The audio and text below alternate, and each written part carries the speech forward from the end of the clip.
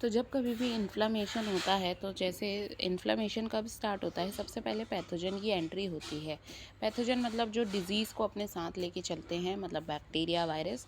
तो मान लो चोट लगी, ये चोट भी हो सकता है या मुंह के थ्रू या आप नोज़ के थ्रू इनहेल करके आप पैथोजन को अपने अंदर ले सकते हैं।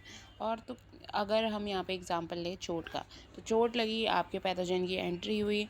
अब आपके WBCs क्या हो गए, जाग गए, इन्होंने डिटेक्ट कर लिया कि भाई पैथोजन की एंट्री हो गई। तो जैसे ये डिटेक्ट करेंगे तो आपका एक सब्सटेंस है हिस्टामाइन जो है वो आपका रिलीज़ होगा। जैसे ही हिस्टामाइन रिलीज़ हुआ, आपकी वेसल्स क्या हो जाएंगी, डायलेट हो जाएंगी, वेसो डायलेशन हो जाएगा। वेसो डायलेशन मतलब क्या होता है, मतलब वेसल्स चौड़ी हो जाएंगी। मान लो ये पहले उनका नॉर्मल साइज़ था, तो अब ये यहाँ तक फैल जाएंगी। ठीक है, बेसिकली फैल जाएंगी ये। अब जब ये फैलती हैं तो जाहिर सी बात है यहाँ पे क्योंकि ब्लड इनको यहाँ पे ब्लड फ्लो ज़्यादा हो जाएगा।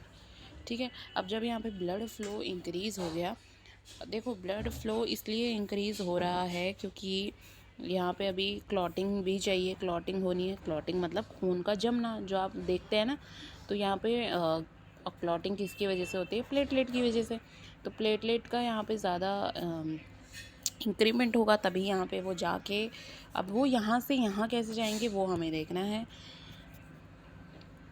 तो जैसे ही वेसल्स का साइज़ इंक्रीज़ हुआ, ठीक है, तो क्या होगा, देखो हिस्टामिन के रिलीज़ होने से एक तो वेसल्स का साइज़ इंक्रीज़ हो जाएगा, दूसरा काम ये होगा वेसल्स की परमिएबिलिटी बढ़ जाएगी। अब भाई परमिएबिलिटी क्या है, देखो परमिएबिलिटी मतलब वेसल्स में जो पोर्स होते हैं जो बहुत ही ज़्यादा छोटे होते हैं, मतलब इससे बहुत ही जैसे न्यूट्रिएंट्स, जैसे आपका ग्लूकोज हो गया, ये सब ट्रैवल करते हैं अंदर, है ना। बट ये थोड़े बड़े हो जाएंगे, ये पोर्स का जो छेद है, मतलब जो छेद है वेसल्स का, वो थोड़ा बड़ा हो जाएगा।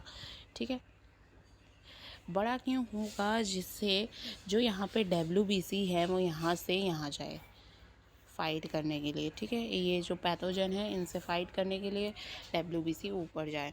तो अब यहाँ पे मेन बात यहाँ पे आती है कि इन्फ्लामेशन मतलब सूजन क्यों होती है।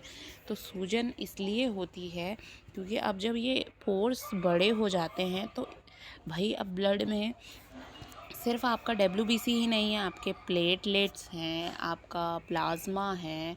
प्लाज्मा जो आपका फ्लूइड वाला पार्ट है, आपका वाटर भी प्रेजेंट होता है ना ब्लड में। तो वो सब भी यहाँ ट्रैवल करके चला जाता है, वो सब भी क्या होता है, यहाँ से यहाँ ट्रैवल कर जाता है, जिसकी वजह से ये एरिया में सूजन होती है। और गर्माहट क्यों होती है, गर्माइश क्यों होता है, ये एरिया लाल क्यों होता है, क्योंकि ब्लड फ्लो इंक्रीज़ है ना। ब्लड फ्लो इंक्रीज है इसलिए रेड रेड लग रहा है, ब्लड आधा इधर आ गया है। ठीक है, अब आता है पेन क्यों हो रहा है, तो यहाँ के जो रिसेप्टर्स हैं वो जाग जाते हैं। ठीक है, जो नर्व्स को सिग्नल मिलता है पेन का, और आपको पेन फील होती है। तो आपके सिम्टम्स क्या हैं इन्फ्लेमेशन के, दर्द होता है, आपको पेन होता है, वॉर्म होता है, स्वेलिंग होती है, रेडनेस होती है, और ये सारी चीज़ें ही यहाँ पे, इस वजह से आपका यहाँ पे इन्फ्लेमेशन का कारण ये है।